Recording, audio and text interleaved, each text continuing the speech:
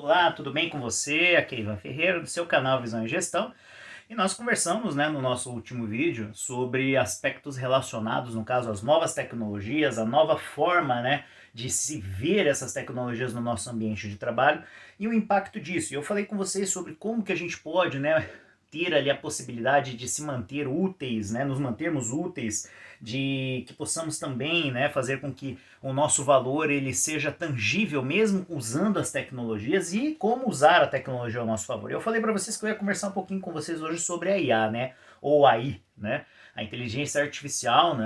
e aí a gente volta de novo, A gente está falando de uma coisa meio que dinâmica, mas ao mesmo tempo a gente está falando de uma coisa que até pouquíssimo tempo atrás a gente entendia como ficção científica, Então, assim, o que é a inteligência artificial hoje, Dentro do campo de trabalho, dentro do mercado, dentro do cenário profissional? Primeiramente, a gente tem que compreender que a inteligência artificial ela veio para ficar, assim como as demais tecnologias foram construindo e pavimentando, o seu caminho e passando a fazer parte, das indústrias, da tecnologia, da pesquisa, E, naturalmente, o campo de uso da inteligência artificial ele vai ser muito maior do que esse que está sendo debatido, ou que está sendo ali, polemizado, Mas a gente precisa entender que a inteligência artificial, ela sim mudará a maneira como você e eu trabalharemos, mudará a maneira como os clientes, os consumidores verão os nossos produtos e serviços, e a gente precisa entender essa realidade para a gente ter ali a possibilidade de mantermos a nossa relevância, mas também, para que a gente possa usufruir da inteligência artificial. Então, vou dar alguns exemplos, Hoje a inteligência artificial, ela pode ser usada no campo das artes, A gente já tem aí, artistas e que não necessariamente eram artistas antes da inteligência artificial, que estão utilizando, por exemplo, a IA para que possam ser feitos desenhos, caricaturas, telas, pinturas, no caso que antes um artista levaria às vezes meses pintando, certo? Da mesma maneira, esse uso nas artes possibilita, que a IA ela tenha a condição de contribuir na construção de histórias, E aí a gente pode falar tanto do campo da literatura quanto do campo dos roteiros, que são utilizados nos filmes, nas séries, etc.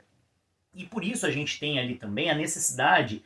de regulamentar isso, De que a lei esteja, no caso, sendo utilizada no sentido de que isso também faça parte, desse futuro da lei, Da legislação cibernética e etc., e das questões que envolvem princípios éticos, princípios morais, aspectos que estarão ali perpassando a vida das pessoas, porque a greve dos roteiristas, de Hollywood, ela está muito pautada nessa questão que envolve, primeiro, a baixa remuneração e, segundo, a questão de que as tecnologias têm sido utilizadas, a inteligência artificial, para substituir o trabalho do roteirista, E a gente sabe que no momento a inteligência artificial ainda não consegue fazer, ou escrever um roteiro como o ser humano faz, porque o ser humano tem uma criatividade, entre aspas, infinita, certo?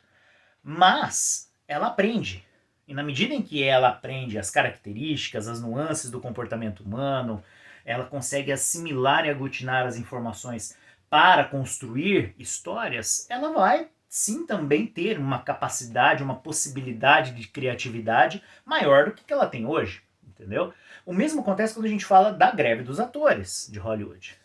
Ela é uma greve pautada no direito, desses atores de que as suas imagens não sejam utilizadas por inteligências artificiais de maneira aleatória ou contra a sua vontade. Então, assim, primeiro porque, assim, os grandes atores, eles têm escritórios de advocacia, eles têm pessoas que estão ali no seu staff defendendo seus direitos, mas aquele pequeno ator, aquela pessoa que participa como figurante de um filme, ou então numa série, que passa no meio da rua, ou então tem uma pontinha, porque está começando a carreira como ator, atriz,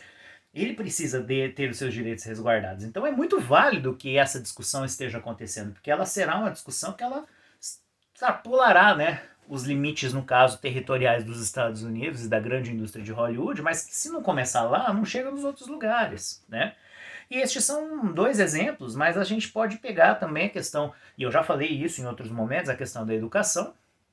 O uso da inteligência artificial. Quando a gente via falar lá na década de 90 que um dia você estaria na sala de aula e um holograma falaria com você e seria o seu professor, hoje essa realidade ela já existe por conta, de N situações envolvendo a educação à distância. Ela foi alavancada pela pandemia no mundo inteiro, com todo mundo estudando de casa.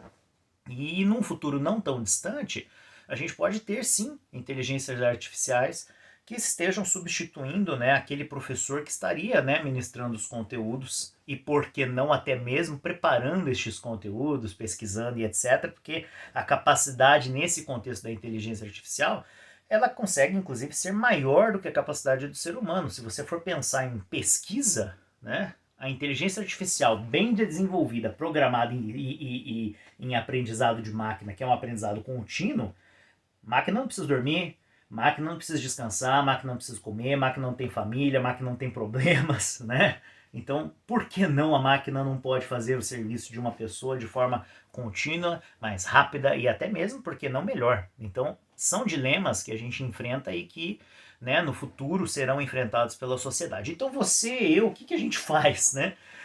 O futuro será das máquinas, o mundo será tecnológico e eu ficarei lá no cantinho obsoleto? A gente vai sendo resistência. A gente continua estudando, a gente continua aprendendo, a gente começa agora a entrar numa fronteira, né, a entrar num campo de cruzar uma fronteira, que é como a gente vai utilizar essas inteligências ao nosso favor. Então, assim, se você é um ator, se você é uma atriz, se você é um roteirista, se você é um educador, um professor, um pesquisador, como que eu uso essa inteligência? Mas, assim, nas empresas também, né? Porque a inteligência artificial pode fazer relatório, pode gerar planilha, pode fazer um monte de coisas que hoje a gente faz. E que às vezes a gente leva horas para fazer. E que às vezes a gente precisa fazer um curso para fazer. Você precisa fazer um curso de Excel, precisa dominar o Excel. A inteligência artificial não.